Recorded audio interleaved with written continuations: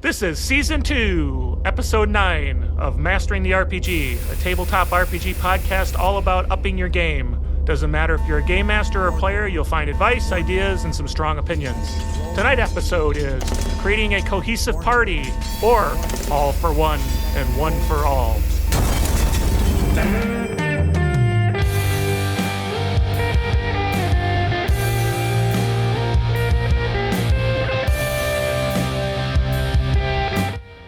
Welcome to Mastering the RPG. Like I said, it's an RPG podcast all about maximizing your game. If you want to hear what we're doing and check out our website, it's at masteringtherepg.com. You can support us, email us, contact, all that good stuff. If you want to send us some email, some feedback, questions, have us talk about something that you're interested in, go ahead and send us an email at gamemaster@masteringtherepg.com. That's gamemaster@masteringtherepg.com. And we look forward to hearing from you. So it is super great to be back on the mics with everybody again. We're running this episode's a little later than normal just because, life happens and now we're getting everybody together. And so looking forward to the topic, but do have a couple of cool stuff that I'm involved with. We have cool stuff found. Do you copy? Cool stuff found. Over. Just so everybody knows, there's a new tune I just about to drop. New RPG rock song for everybody to enjoy called The Monster Manual. That'll be out probably about the 17th of May, depending on when you listen to this. I'm going to try to get it out before the 17th of May. And then we have the 150th episode of Tabletop Tango, which is the Savage Worlds channel Eric and I do. And that we're going to do a live stream May 17th. And if you catch it after, you can always listen to the replay and hopefully do some quizzes. We have some PEG people, the Pinnacle Entertainment Group folks, joining us on that. So that should be pretty exciting. Anybody else have any interesting news or stuff that they're doing now that would be great to share? God, nothing like that. Congratulations, guys. 150 episodes. Huge. That's massive. So well done. And I have had a sneak peek of Monster Manual, and it fucking rocks. So get in on that. That's pretty good fun. As for me, and hello, everyone. As for me, not as important as that. Still running some kids' games. And I'm starting to write a Call of Cthulhu little one-shot for PAX Australia, because I'll be running Call of Cthulhu at PAX again this year. So we're writing up a little one-shot about, I don't know if you guys ever heard of a bushranger called Ned Kelly, wore some armour, shot some guys in the 19th century. I'm doing a kind of Call of Cthulhu about Ned Kelly, which is a bit exciting. Those Australian people who are listening in will know exactly what I'm talking about. For everyone else, it's like, who the hell's Ned Kelly? Look him up. He's kind of crazy. So I'm doing a one-shot for Ned Kelly aficionados at PAX Australia. So writing that at the moment. It's good fun. How about you, Eric? What are you up to? Not much. I've been sick all week, so I'm still not feeling great right now. But, teetering along on my setting. Some new games coming in and going out, but nothing that exciting, except for the Tabletop Tango episode, of course. Very exciting. Very cool. Are you wearing something particularly celebratory for that episode? Do we get to see you I have a little... I might get a hat. Maybe some type of... like a festive hat or something, probably. I'll probably be dressed the same as I'm always dressed for videos. I'm not very creative in that. You should get a cool headband, Carl. That's a cool headband. That would work. Yeah. That would work. Sure. Yeah. Sure. So you can check out Tabletop Tango at tabletoptango.com. That's also where you can find the song. Get a link to Tabletop Tango and get in there to get to the YouTube channel. So it should be pretty exciting. I'm excited that Pinnacle folks are joining us so we can test their knowledge of Savage Worlds and not just the folks in the chat. We'll see how much they know because... I don't know. Some of these questions are going to be hard because I did research. I literally did research. So well, some of the stuff I would not have known if I hadn't done the research. So therefore, it's going to be hard. So anyway, hey, so that's some of the cool stuff that we're working on. So thanks. That very exciting. I hope the adventure goes well, and I know Eric's working super hard on that setting that we're looking forward to checking out. So tonight we're talking all about creating a cohesive party. So let's get right to the main topic. Mastering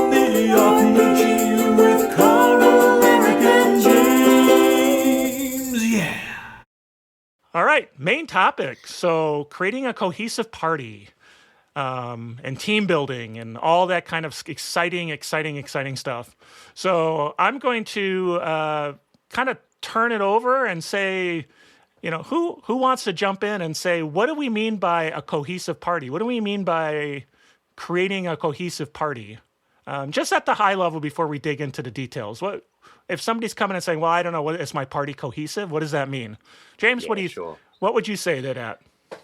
Look, role-playing games are team building in a lot of ways, aren't they? And it's interesting, the rise of the corporate culture playing role-playing games as team building exercises. I guess when you bring a group of people together to role-play, what you're trying to do is get a group that works together, a group that works together cohesively, that are focused in their aims and their goals, and complement each other in terms of their strengths, so that they can cover off on weaknesses, and the group can work as a well-oiled machine, a well-oiled team. And that could be in a couple of ways. That could be in terms of your plot and your role-playing, so that there are complementary stories and complementary character types. But it could also be in the mechanics of the game, so how you utilize your abilities and powers together to be a complementary, action-packed team that is good at what they set out to be. That's in my mind a complementary team, and I tell you what, if you've ever been in a really good role-playing group where the team works really well together, you'll know what I mean. But unfortunately, it takes a bit of work, and it isn't always natural. I think anyone who's run role-playing games would say that you don't always luck out and get a well-cohesive, well-thought-out team that works well together. Well, all people have their own personalities. So I think part of what we're talking about here a little bit is getting beyond the fact that everybody takes a different look at when they come to the table. So it's not always perfection, right? There's things you can do as a player and a game master to help better that cohesion. It's not always going to be the perfect team day one. I mean, how many times in corporate America do you get the perfect team day one without working at it to get there? So, I think you mentioned really well. You broke it down, I think, nicely into the two ways, right? You talked about, I'll say narratively, kind of the narrative of the story, and then the mechanical aspects. So, where would you want to start? You want to start talking kind of from a narrative standpoint? How do we start? We want to have a cohesive group. We want to start someplace to get that. And that starts right in the beginning, right? Things like session 0 and that sort of thing. So, yeah, absolutely. And I guess I'd like to split it up in a little ways too. There's what can you do as a storyteller and a games master, and then what do the players do as well? I mean, in a lot absolutely. of ways, this is probably one of the topics that is more player focused than what we normally talk about. We normally take the games master high horse in a lot of ways. I think this one is a lot about players as well. But from starting from the start, if you're looking at build, I guess this should be one of the aims of a storyteller. I'm going to take the games master perspective here because that's kind of what I do most of. But when you're preparing a campaign, it really benefits you to identify links and places where you can bring characters together right from the get-go, right from the very first time that players are coming to you with their character concepts, trying to find links and how players can interconnect early on to build connection, to build links between characters can only help the narrative. So often we've talked a lot about, and we do this all the time, we talk a lot about session 0, but if we talk about that toing and froing initial time when you're setting up a session 0, when the games master puts together his or her concept for the campaign, and then the players do that initial response saying, I like the concept and this is the type of character I want to play. That's the point right then, very early, almost the first thing that you do is when you start identifying the narrative links between the characters so you can set this up really, really, really, really early. I've got a fantastic group, one of my kids' groups, where a player decided he wanted to play a goblin bard with high levels of loot. And then another player almost immediately after said, I'm really interested in playing a hobgoblin wizard that plays the flute. And so immediately I added these two characters together, a hobgoblin and a goblin that are troubadours and immediately put into play this idea for both the players. Perhaps you guys have known each other. You're travelling minstrels. Immediately make a connection between two players, because that's the way that you build your narrative links to begin with. How about you, Eric? Have you, when you're running games, have you come across this? Have you tried to work through that? Yeah, I mean, as for the game side, the game master side, I think even though we're kind of talking about narratively right here, it's also important to talk about mechanically. I feel like both at the same time, like with Session Zero, again, like we talk about Session Zero so much, it's so important. And you really, as the game master here, have to be kind of the director and have to take a little bit more oversight, I think. Because we talked about this off recording, but like sometimes these things just work out with players, but sometimes they don't. And I think it's really important when, like, I've seen games take shape and people, you know, almost without talking to each other, like, I want to play this. Oh, I want to play this. But they're not, like, talking. Nobody's saying it to each other. And then you kind of have, like, when it sometimes actually play, there's a lot of tension because people, and I'm not just talking about mechanically here, but, like, say we're talking about D&D, maybe some of the same classes or the overwhelming the same roles and all the same skills. And also personality types, right? Because that's another important thing is that, like, if you have everybody who has the same, everybody's playing a comic relief character, that's the comic relief in the way of, like, kind of being a kind of a fool almost, right? That kind of comic relief. The game's not going to work either. So it's really important to be like, we're doing a Session Zero, like, have your ideas, but be flexible. Like, really put it out there to players to kind of curb their expectations maybe about what they want to play. And be like, well, let's wait till we get to the Session Zero, and, you know, we kind of discuss what we all want to do, and then you have to kind of be the person to orchestrate that, and to be the person is like, okay, well, what were you thinking? What were you thinking?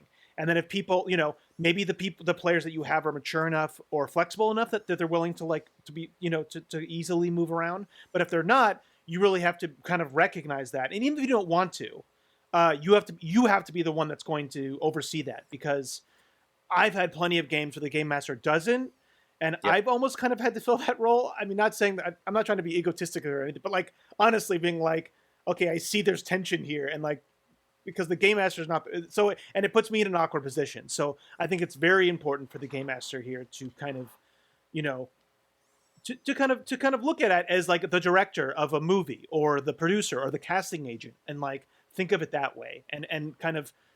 Yeah, do you guys get what I'm saying? I don't know. I'm not really I do. Yeah, specific tools you know, here, but it's up to the game master. You're setting the stage, like you said, and so that stage has to be pretty much clear to everybody. So you can't be being flexible in your desires and goals if you don't know what that common goal is. You haven't had an opportunity to understand what the relationship between you and other players are going to be. And there are some systems that basically you go through the process of defining those relationships. So help you through that process. But you're hitting it on the head, right? I mean, as a game master, part of your job is to kind of set the stage that these players are going to walk on. And if you haven't done that, it's tough for people to really kind of come in and find their niche or find what's going to excite them about what you're putting out there. James, you were going to jump in? Yeah, I guess it's good to have clear boundaries on roles for players and characters so that people aren't treading on their toes. I do sometimes find that you can combine two similar kind of backgrounds or two similar roles and to be complementary for each other. And so I always look for those ways that if you do have two big, let's just say you got two big tanky like warrior kind of characters and you go, oh, they're similar. We don't want each other treading on each other's toes. But let's say that the players are really keen to explore that. It's about not only giving players the space to discover their own character, but also trying to team up those two so that they might work complementary to each other. You don't necessarily have to kind of say, well, we've got one warrior, therefore you shouldn't play a warrior. Of course, try to have a play with and try and discover how do two warriors work well together in a group. How can they complement each other? How can they support each other in some ways as well? So it's not just about separating characters, but it's about identifying and binding them together as best as you can from Session Zero. And I think going back to what you were talking about, when we're talking about narratively now about the kind of threaded backstories, which we'll talk more about in the player section because it's something that I do pretty much in every game. Yeah, you can even be with like, you can be super overt about it too, and be like, if we're not all if the group doesn't all know each other beforehand, which I never really like, but we've talked about that before. You can do it. It's much more difficult, I feel like, to make a game that feels right when people don't quite all know each other, because in reality, we don't actually know. We don't know what our characters are about, right? So it's hard to like fake that for everybody. But I think pairing up, like you said, James, is really good, and you can be overt with that. You can be like, hey, do people want to pair up? Like, you can say that out loud. So when you're actually talking to them about the backstories, you can find ways to do it when people are like open to pairing up, as far as having kind of links in their backstory, or they've known each other for a couple months or a year or whatever. That's something that you can even build in, again, in session 0. But yeah, like I think that's an excellent way of like building that from the get-go. And it gives people investment, and it gives them cohesion with each other, but it also enables them to have the sense of discovery with the other people coming in. Well, and that's, we talk about two's company, three's a crowd, right? So it sounds like you get this idea that you can find two player characters that complement each other and can have a relationship that's maybe a little deeper to start with, that they can explore as we bring the other players in and they start building relationships with those characters. Yeah. That's it sort of lets them start at the tee that's a little closer to the hole, as far as the role-playing challenge. So that's good. That's very good. And the final thing I want to talk about narratively when you're setting up is, we often just talk about, what kind of class do you want to play, right? Or whatever. What kind of role are you playing? But you should also ask, what kind of character are you playing, like personality-wise? Because we talked about this before, but like, that is, to me, where you almost have the most, like, you can have two comic characters, but you don't want the same type. And if everybody's playing a comic-y, chaotic character, then the game is not going to feel it's not going to feel like a complete game, right?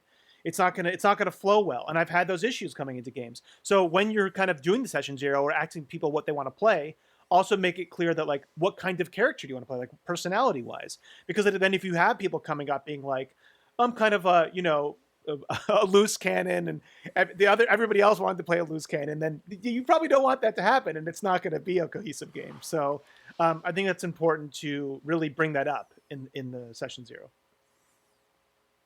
And how do you go about it as a player? Like, so, often these games are quite, after a lot of commitment. Like for me, whenever I play, I'm generally locking myself in for a couple of years of an extended campaign.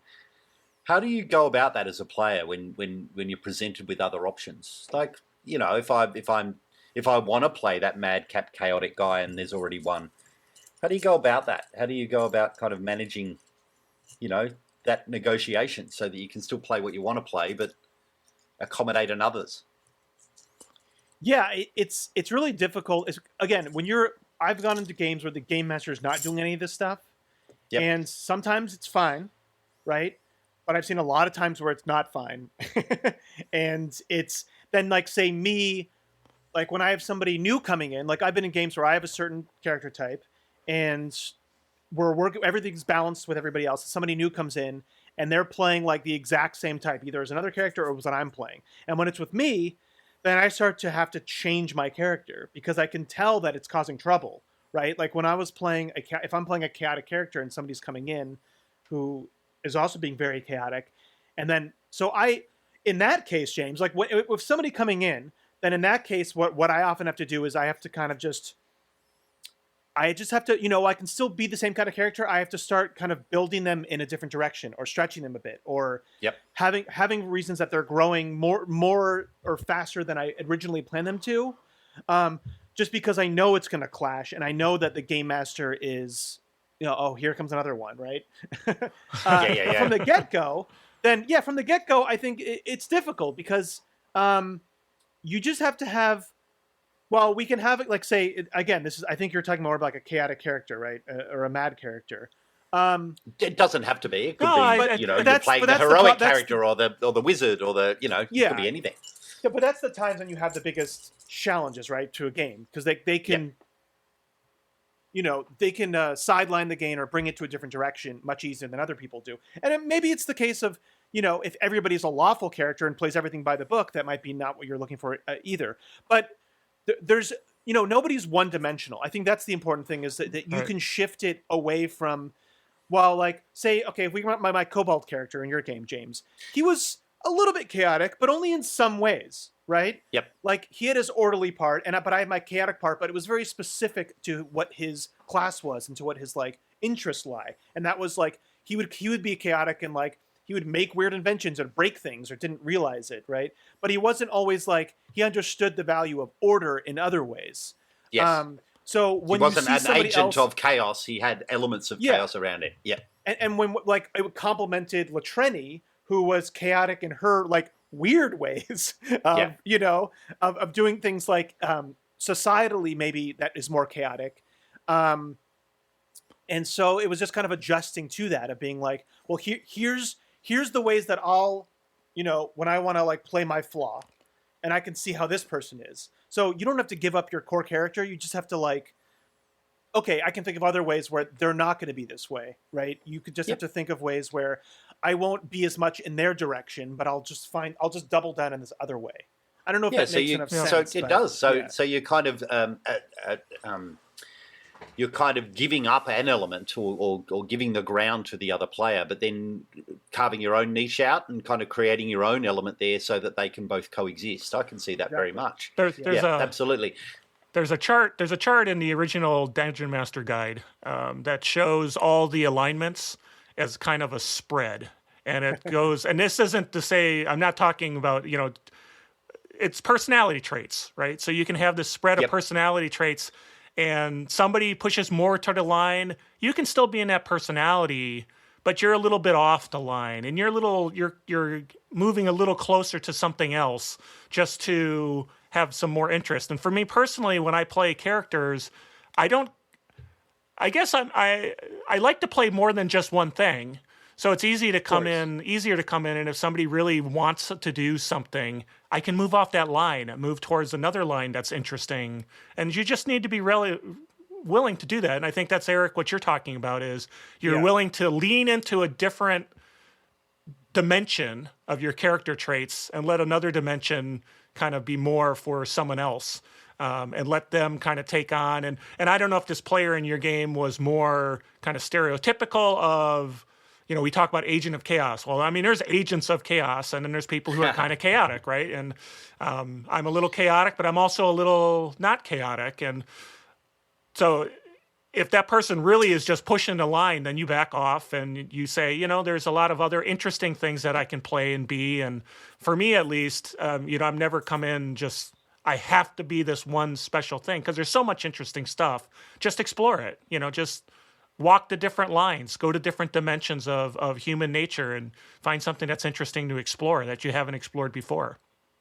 And that goes too with, and now we're talking about player side again, but mechanically, that goes too when you're making your character. And one thing that I always recommend with class characters or whatever game system you're in, I mean, it can sometimes a moot point depending on the game system if it's a very narrative game, but, like, don't always just have one thing that you do.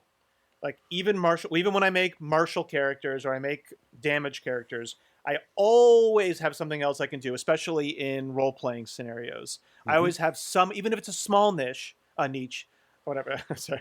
I always have multiple things. So even if there is overlap mechanically, I shall have my other thing. And even if somebody has that overlap, the combination is still unique in that way. And I think that's, so really what all goes back is make three-dimensional characters both narratively and mechanically. And then if everybody's doing that, it really does, even if you have overlap regardless, things kind of fit together like a puzzle, more well. So, yeah. Eric, have you ever had the experience of creating a complementary character from the outset, where you've had another player and the two of you kind of go, we're going to create a combo here? Have you ever done that? Because that's something I've found as well. Not completely, but, like, I've definitely, because, like, you were talking about with the threads, every game that I'm in, pretty much, and very rarely, like, you did it, but most games nobody ever brings it up. I always make sure I have somebody else that I have some connection to my backstory, always. Like, I do that in every single game. But but I definitely have been in games where like we've talked about what classes we're doing, and like I've been in games where we're both like marshals, but one of us, like I was in a Pathfinder game where I played a really funny little goblin monk that was kind of chaotic, and in some ways, and then I played with a guy that played a giant lizard barbarian. Master and Blaster. we had gotten into a lot of trouble together in our backstory, but we were both in line. Like we both had a lot of similarities, like you talked about. Like we were both like loved fighting, and we loved to like drink, and I mean, and we had our other quirks too.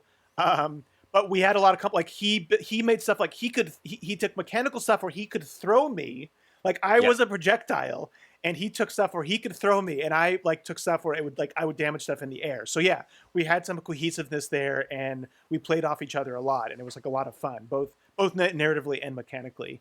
You don't have to go all in with that, and some systems don't support it right that much. Like Savage Worlds has edges now, especially in the Fantasy Companion. It literally has ones where like, and Pathfinder had this too, where if somebody has this edge or feat and you have this edge or feat, then it's like bonuses together. Yeah, wow. Right? So some games have that mechanically. They have that built in, but a lot of games don't. Like D&D doesn't have that, right? Like a shield wall kind of thing or something. But you could always give bonuses as a game master. You can be like, hey, if you guys do this, then you'll get a bonus. Or there's a thing in Savage Worlds called synergy, which is a narrative thing that gives mechanical bonuses. Like if you have there's powers and you electrocute somebody in water, there's no rules for that, but they're like, give them a bonus. I think that you should do that as a game master too, to encourage that, like James, like you're talking about, is like synergy, right? And I think you do that too, James. I often remember you doing that with like when people do something together or they do actions together, you might give them a bonus to encourage that type of synergistic play, to make them think of things, oh, how can we work together more? Oh, absolutely. Yeah, very much so. And I guess that's coming on in terms of, after you've created your character and how you maintain this level of cohesiveness as you go on. Mechanical cohesiveness, I think, is a wonderful thing when you see it happen well. When players understand their characters well enough that they can start to work these combos of abilities together. I think that's a really great sign that you've started to get this locked in well, when the players can start looking at their abilities and saying, well, if I do this and you do that, then we're gonna have some great bonuses. That's a tricky thing to organize because it takes a skill in some ways of the player to understand what their character is, and an openness to look for the opportunities to use that in concert with someone else. I think that's a goal, and it's quite tricky to get to. I think, Carl, how would you set stuff up like that? Well, I think I've got the advantage that one of my favorite systems is Savage Worlds, and Savage Worlds has mechanics built in that help people to play synergistically. Let's try to say that 4 times fast, and allows them to do things together and use different skills, but at the same time and they call them like tests, and they call them supports and stuff like that, where I can give somebody a bonus by using my capabilities in a way that affects my opponent or affects you in a positive way. So it's got mechanically built in. So it really helps the players, think that way. But even in Savage Worlds space, we have, I've had players where they just don't think of that. They're still in the mode of, I've got my niche. I'm the guy who walks up and hits things, so I'm going to walk up and hit something, even though it might have been better if I taunted so that the other person could have a better opportunity. I think it just comes down to what would in the world of coaching, right? You start coaching behavior by saying, hey, I noticed you did that. If you would have done this would have been great. What do you think of that idea? Or say, hey, this might help out. Did so-and-so's got this capability if we do this? And sometimes you just have to help them see that right away. Yeah. And you don't have to be gentle about it. I not be mean. I don't mean that, but you can state it. You don't have to go, hey, look at your sheet. Are you looking at your sheet? Look at your sheet. Yeah. Hey, and that's true though. One of the things that you forget, and I use this all the time, is that the characters themselves know more about each other than I guess sometimes the players would know about each other's character. They're If that makes competent. sense. Yeah. These guys are sleeping around each other. They're fighting talking. daily. They're talking all the time. So I have no problems with saying, hey, if you don't forget, if you use this spell with this spell, then you get cool outcomes. Or if once he did this, if you did this to that, you'll, and the coaching's the perfect example. As a games master, you often have to coach your players. You have to say, hey, don't forget, you've got this ability that you can, reduce their saving throw and help your friend. You can you can be quite deliberate. I agree, Carl. Deliberate coaching. Very, very cool. On top of the coaching, which I think is a really, really good tactic, I think there's two other ones. And we talked a little bit about one of the other ones, which is rewarding when it does happen. Like, make sure you really do reward it. Yep. So they see, hey, this is benefits. The third one, which is a sneaky way, which I've done before in games to help teach people, is use NPCs. If you can use an NPC to literally show, hey, this is what you can do to help. So if you have an NPC that starts doing some of these tactics and they start seeing that it's really, this really works well, that's just, you don't have to do that all the time, but that's something that you can do is to actually use NPCs to teach. And that's kind of showing, not telling. So either you're telling or you're showing, and they both kind of worked effectively. Yeah, but I've seen that happen, and it really does work because people go, that character was awesome. They did a lot of cool stuff. I want to start doing what they did, And that's true. One of the key things is when players don't understand the rules sometimes, or they don't understand how to take advantage. You have, like you said, you have somebody that they're going against using that rule, and they'll immediately go, whoa, so that person could help his friend out. Wait, I want to help my friend out, right? So it definitely is a definite powerful tool for sure. And then you kill the NPC. So you have the NPC be really cool and do all the supportive stuff, and then you murder them brutally so people want to take up the mantle. Or even better, pit them against the NPC that actually does all the cool stuff against them. Oh, and that's what I meant. There you go. Yeah. Not the good NPC. I'm talking the bad guys. Yeah, I'm Bad with you, James. NPCs. It's the bad guys. The bad guys are teaching you how to play because they're kicking your ass while you're screwing around. They're doing it. So, yep. What about as a player? So, we're talking about you can coach someone through it. You can give examples of it. You can bring an NPC so they can see what's going on. As a player, how can you kind of assist other players to develop some of this system mastery, some of this teamwork ability, to really encourage this cohesive play between you and your companions? Honestly, we're all looking at Eric here. Honestly, it's so similar to the GM side. Yeah, I mean, it really depends on your group. You go on to like in saying Carl's game, like I help out people a lot in that game. A ton. Yeah, like I'll help them, and that not just because like me, but Carl does too. But like I often help them when like they're leveling up. Like sometimes they'll need suggestions. I'll put down suggestions of like, we've had characters who are characters who are built for testing, but they're not doing it. And I'll be like, hey, you could do a test, or Carl will say it too, like either one of us. So you can do a lot of the same thing that game masters do, as long as you know your game master in your group that you're not overstepping. Like you don't want to be that guy. Well, and I think as a player, you can do it in character too, right? I want to do this round. I want to, jump off the chandelier and scream, and that's going to get them all crazy. When I do that, can you then do this? Because he'll be ready and more. I mean, you can do that in character for sure, right? Yeah. And then the other way is definitely like showing, not telling again, is like do it yourself and show them like, hey, and this is again, we're talking about mechanically here, but like this can be really effective. Or, if you have your niche and then they're doing like, if it's not in your element, then really be the supportive person. Like if you're not a role player, there still should be ways. And like I said, Savage Worlds really does encourage this. They do a good job of doing that, where you can support people in something that you're not good at with things that you are good at. Right, you're not doing the main roles, but there's creative ways to think about supporting people. So, so like showing, not telling, and when people are doing their thing, just come up with ways that you can help them. Don't try to steal the show, but think of ways that you can help them with what you're good at. So like if somebody's doing a sneaking thing, right, like we've talked about, and you're like a brute, like you can cause a distraction by being a brute. You can like. Get in a fight with like a bar fight with somebody, or punch somebody, or smash something to make like you can always come up with creative ways to support other people with what you're good at. as far as the other things, yeah, with leveling up, I mean, just be open, but don't overstep. Like, be like, hey, anybody, like, if you're good at the system, right? Put it out there that, like, if anybody needs help, like, whatever, put it out there, but don't be pushy. I think that's the main thing, Yep. because people will instantly get turned off by that. And once you know if there's people who do want help, you know, what I've found, because I've definitely helped people with Savage Worlds a lot, not just in Carl's game, in other games too, because I know Savage Worlds so well. Is that I'll be like, I'll really kind of be like, well, what do you like? What do you want to do? And then I'll just put suggestions out. I won't tell them what to do. I'll just be like, what are you looking to do? Here's some options that you might want to consider with making their roles.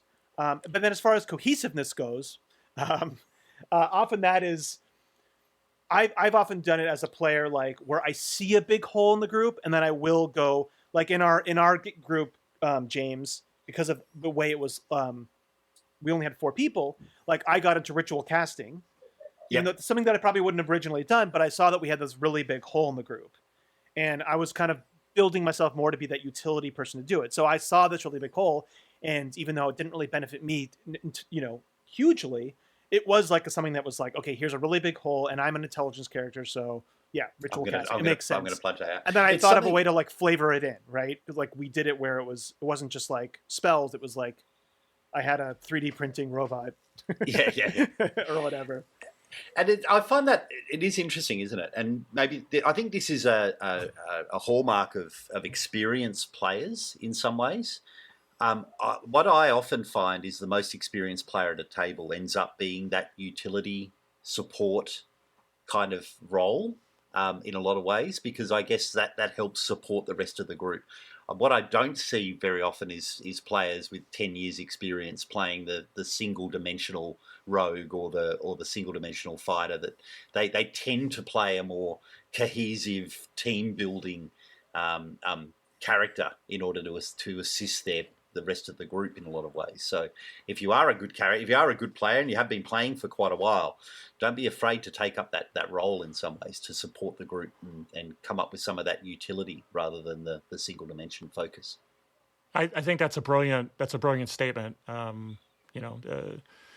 It's not about when you've played for a while, it's no longer, protecting your niche. Now it's how can I get the spotlight on everyone? So everyone's having a good time and everybody's working together well. And this goes right to what Eric said. He found a gap and he said, I'll fill that gap. Maybe ritualistic magic wasn't the thing that I was into, but now I'm going to take that on because it's something the group could use. So that, I guess that's just maturity, right? It's you've gone through enough. And I don't always do bad. that. Let's say I don't always do that. I want to be like, I'm always a self-sacrifice. Sometimes I like playing the combating character or whatever, but yeah, if you see the need, then yeah, be flexible. Sorry, Carl, I don't want to cut you off. I just wanted to. No, and you make me sound too none of this noble is that black I and am. white, right? None of this is Yeah, black and yeah. white, right? I mean, lots of times when I'm playing a new system as a player, I am playing just the one-dimensional character because I don't have system mastery, and I want to make sure Yeah. that I'm Yep. complementing other people, and I can only do that by focusing on the vital few, as opposed to having all sorts of stuff that I can do. I need to focus on, Shield Bash. I know Shield Bash, so now I'll use Shield Bash, right? Because that's all I can handle from this new system. Now, what about do we want to start talking about like when cohesion's not going well and how to like right the ship, or Yeah. did you have more? Yeah, stuff let's to- do it. I do want to as the touch on a game little master, bit yeah, about go on. narratively go as ahead. well, but let's do that. When things are going poorly and the group isn't working well together, and often you'll find that this happens with I find it's with younger groups and less experienced it's- groups where It's in all groups, James. It's in all groups. Okay, it doesn't matter your age. There's plenty of like I've really seen it across the spectrum. So sorry. it go is true. And often I find, and look, this is a bit of a pitfall about when you run games professionally too. You can't necessarily determine who's going to be in each game. You can't set, and often the experience level is quite different as well. So you do get these groups that are quite mishmashed and are quite difficult to kind of get into a cohesive focus. Couple of things that I do. The first one is go back to the narrative, and so ideally what I try to do is make it very, very clear with a group who the bad guys are, very, very clear with the group about what they're trying to achieve in a session. Very, very clear about what they're trying to achieve in any scene. That way you reduce the ability for people to go off in disparate angles and disparate, kind of plot lines. You can keep them to the cohesive plot. That helps. And then the second thing that I look at doing is creating counters that really require teamwork in order to succeed. And there's a couple of ways to do that. The first one is to, in some ways, try and negate. And how do I put this well? This is a tricky thing to kind of talk through. What I often do is put characters at risk and allow the other characters to rescue. So at least there is very much a team building aspect of how you've got to get these people to work together. Otherwise, you lose people. The second thing is I always try and early on in a piece is to try and make encounters that play to player character's strengths. So if you do have a paladin that does lots of holy magic, throw undead at them so that they can get hit by holy magic. It's about creating the opportunity for characters to shine early so they feel like they're getting a sense of working well together. But it's a tricky thing when it's not working well. How do you write it, Carl? When groups aren't working well together as a cohesive team, how do you encourage it? How do you kind of get them working well together? I think, James, you were, while you were talking, you were like, I'm going, he's stealing my thunder a little bit here. But the bottom line is everybody needs to understand that they've got a common goal. They're all working towards the same thing. And you can argue, remember, families are dysfunctional, right? We can get in each other's way a little bit, but in the end, we're all working towards the same goal. And if everybody is working towards the same goal, and that's where we get, the loner who's really out for himself and wants to backstab everybody, you got to have that conversation with them and say, we're all working towards this narrative goal as a team. And that's it. You're a team, you're all trying to do this, and there's nothing wrong with kind of the narrative that, yes, at some point, I was the bad guy all along. If that's what you want to do, that's fine. Right. And then remind people that there's a reason that they're together to do this adventuring, right? That there's a reason they're working together. If somebody's got somebody who's not cohesive to the player, and I'm taking more narratively than mechanically, right? Because mechanically it's easier to do, honestly, because as people level up, you can find new niches that they can play. It's a little easier to do, but narratively, there's a reason you guys are together, and you just have to remind people of that, and not penalize, but disincentivize I want to be the crazy loner who's I don't want to go on the adventure because that's not what my character would do. Well, no, you're together, and there's a reason you're doing this. Find a reason why you're doing this. It's up to you. You're here. You want to be part of this group. Find a reason to do it. It's not the game master's job to decide if your character doesn't want to adventure. Fine, we'll roll a new character who wants to adventure. It's fine. Yep. Right. Yeah, exactly. And it's really difficult in the game master side because of that. And if it's when we talk about mechanically, if that's not being cohesive, like people didn't, whatever, if they didn't, not about optimization, but if they made, nobody really didn't make like good characters mechanically, and they're not working well, and they're not like performing where they're like capitalizing on each other, whatever. Then you can boost them up. Like you can maybe give them some items that maybe help, or like some special, like they accomplished something and they got like a boon from a deity. Like you can buff them. Say if we're talking about just mechanically, if they're not really meeting the challenges that you're putting out, and you don't want to go any lighter because it just would seem kind of silly at that point. You know what I mean? Like there's have a meet a life coach. Meet a life coach who walks them through the... Don't be afraid to buff them is all I'm saying. But yeah, with narratively, it is really difficult. I mean, I think the first thing is to be honest. If there is just one... Sometimes it's just one player that could be causing the problem. Then you want to have really a side talk with them. Otherwise, like I said, with my own experience, and then we've kind of talked about this earlier, but like when you have certain character types and then maybe new people join the game and they're coming in with the same character types, and then it really does get difficult for the game master. Like that's what I said, you'd really have to be careful with when people are talking about what kind of characters they want to play, right? Or like, okay, they're coming into a game. Oh, we already have these classes. I think it's still very important to kind of talk about what type of characters are also in the game first. Yes. I don't know, this is really going back to stopping it before, making sure it's cohesive, but even when the game's ongoing, as the game master, it's important to also clarify those things, because I've often seen that where games kind of go off the rails is when new players come in, and there's a lot of overlap, not just mechanically, but like narrative. Like, well, even players, they change over and time. personality. Right? Yeah, Yeah, personality type. Yeah, people exactly. change over time. So best laid Yes. plans, right? And they come in and say, oh, this is a beautiful complimentary. And then 4 or 5 sessions in, that's not the character that they're playing. It's not the character they stated. So that can happen, right? So Eric, so even though you're saying Yeah. it's more at the upfront, it can happen later that somebody is going off the rails, I guess, for sure. Yep. And on the player side, because that's, more of my games are player based.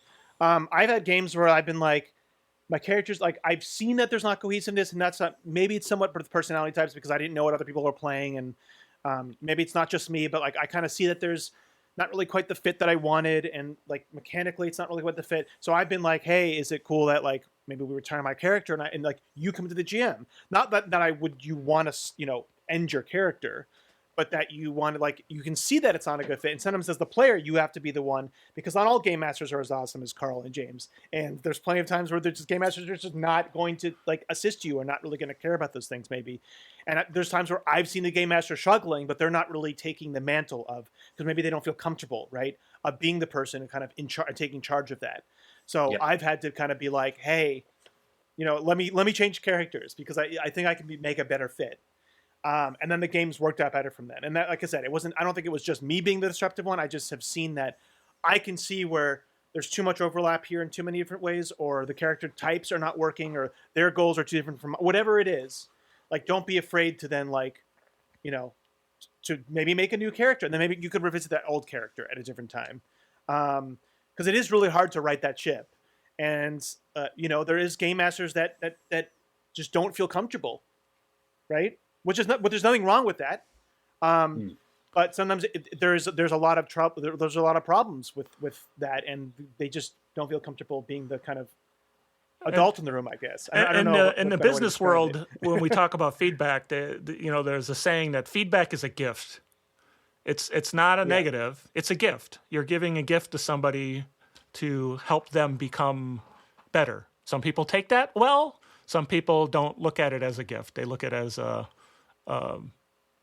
being picked on or hit. So, as a player, recognize that conversations, they're really trying to help the game be better, and don't take them like personally. Somebody's picking on you. Remember, this is your character, not you. You're the player. You're not the character, right? The character is the one who's maybe has the wrong niche or is not, has the right backstory or the right personality. It's not you. It's the character, and the character can change, and it doesn't say anything against you as an individual. Yeah. And I think it's always important to, as far as players go, is to never tell somebody they shouldn't be doing something, but have conversations in character. Not player to player, in character, always, first, definitely. And if you still have concerns, then you talk to your game master. But, like, you never, like, tell somebody to stop. Just be like, hey, like, I saw that you were doing this, and we kind of, you kind of just, like, you're new to the group, but, like, why don't you try this? Like, I got your back, but, like, you know what I mean? You just don't be too direct, but always do it in character, because people will, often get very defensive if you just say something to somebody, and then always try to go to the game master. Hey there, right? partner. I appreciate what you just did there, but we don't normally shoot the sheriff in the face. But that was a good. Exactly. That worked Exactly. well that time, there, partner. Look, yeah, your uncle said he vouched for you. I don't want to, but this is the kind of outfit we're running. So next time, if you have a problem, tell me first, and I'll try to like help you. Be helpful, but you can be somewhat. You can be like, you don't have to just stay quiet about it, because those things can, if nobody's confronting this element, right, it can just fester, and it can make the game kind of fall apart. And I've seen games fall apart because of that situation, honestly. So. I have had a game fall apart because a guy shot a sheriff in the face. I'm not going Really? to lie. That was a Call of Cthulhu game. Oh my god. He It didn't was a shoot the massive deputy, though, falling out. right? He just shot the sheriff. The sheriff and then every other police. It was kind of horrible. It was Wow. It was a bad day in Oklahoma that day. I'm just going to say. But he didn't do anything to the deputy. That's an old song, right? No, didn't show. That's what I was saying. I got it It's now. not- I got it now. It was I'm bad a in the bit first slow place. today. Don't feel bad, James. It was bad when I said it. It was still bad now.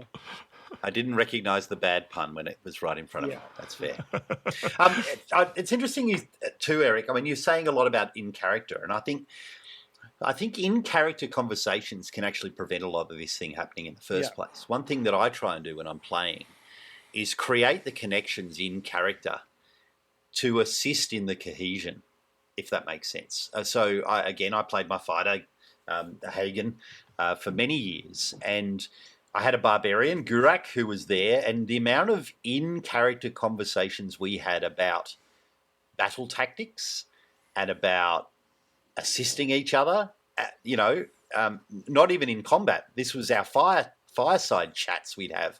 We'd be on watch together and we'd start strategizing about, I notice you get hit an awful lot and you get knocked unconscious an awful lot.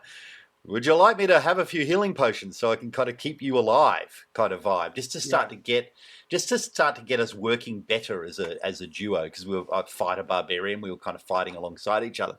So I think there's always the opportunity when you're playing to identify, hey, this is another character that I could work really well with my character.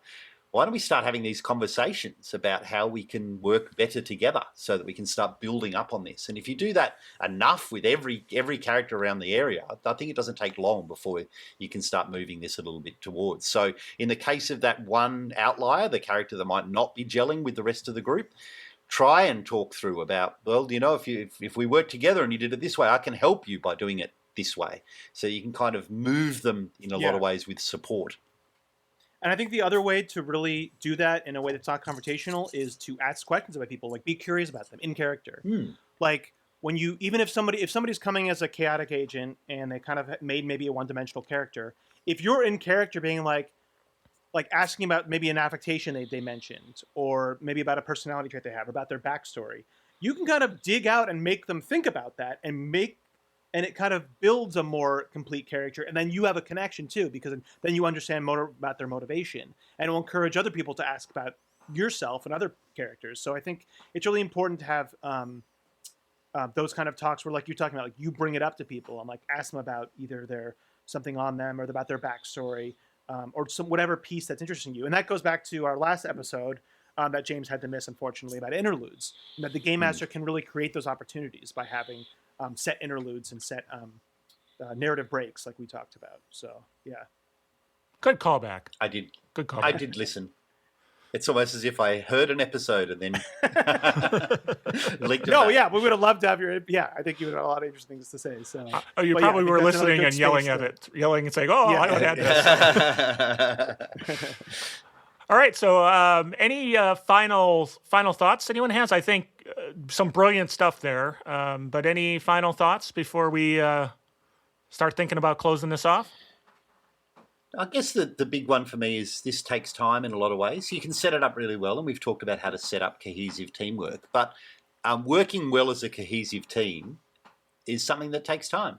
Often it won't happen for months into a campaign, but it's definitely a goal worth striving for. And it's one of those goals that, on top of everyone having a great time, if you can have it in the back of your mind as running a game about creating a really strong team out of your players, you'll find that everyone has a better time. If everyone's got a great role and they're well supported and they're having fun and they're working well successfully as a team, I think everyone has a better time. And as a storyteller, as a games master, it allows me to understand the capacity of the group, and then I can create better encounters. If you know that the team's going to work well and they're going to be optimal and they're going to be on top of their game, any encounter that I bring to the table then has the opportunity to be really, really exciting, because you know that they're going to be bringing their best game. So it's a lofty goal, but well worth striving for.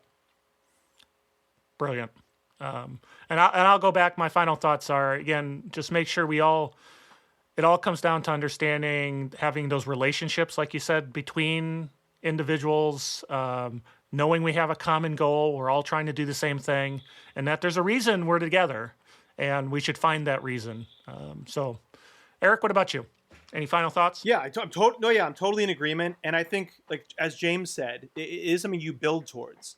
And this is from a player perspective and I've talked about in other episodes about character goals and personality goals, like where I start somewhere maybe more extreme and I kind of grow. I made it so I can grow as a character. I think you can also, not necessarily artificially is the right word, but like I've often had it where I kind of, even if I have a character who's more independent, I will come up with reasons why, as we're playing, to lose some of that independence and have more connections with some of the other characters in the game. Maybe I tweak my backstory a little bit as we're going, or maybe like, oh, I love that band too, or that bard, or whatever, that luthier. You know, like there's just you can kind of you can set yourself. You don't have to give up your character type, right? You don't have to sacrifice what your character is completely, but you can kind of make an effort to be like, I'm going to shift my character. I'm going to kind of come up with ways to almost force my character to have these connections. Not too overtly, but like, you know, like I said, talk to them about things, ask them about things, and then you can kind of create those bonds. And also mechanically, like we talked about, when you're leveling up, like as you kind of figure out what people's styles are, like come up with ways where maybe not your whole thing is supporting this person or having, you know, support spells or whatever, but maybe do one or two things that is complementary to them to kind of build that cohesion. So I think it's something that you build towards, and you kind of have to, in the back of your mind as you're going through the game, of like coming up with reasons that your character would do those things and would have the motivation to do them. Does that make sense? I kind of rambled at the end, but yeah. No, that makes a lot of sense. Makes a lot of sense. All right. Well, great. Awesome conversation, as always. So, hey, thanks everyone for tuning in. I hope you got something out of it. Remember to drop by masteringtherepg.com to learn about the other things we're working on and learn a little bit about us. Please email gamemaster@masteringtherepg.com if you've got a question, want some advice, got a show topic, would love to hear Eric adjudicate some differences of opinion, whatever. You can go ahead and do that. Hey, if you like the show, please give us a positive review wherever you get your fine podcasts. It would be great. So thank you much. Hey, guys, great topic as always. Love talking to you. We'll catch you next time. So once again, say goodbye, guys. Goodbye, guys. Yeah, happy gaming.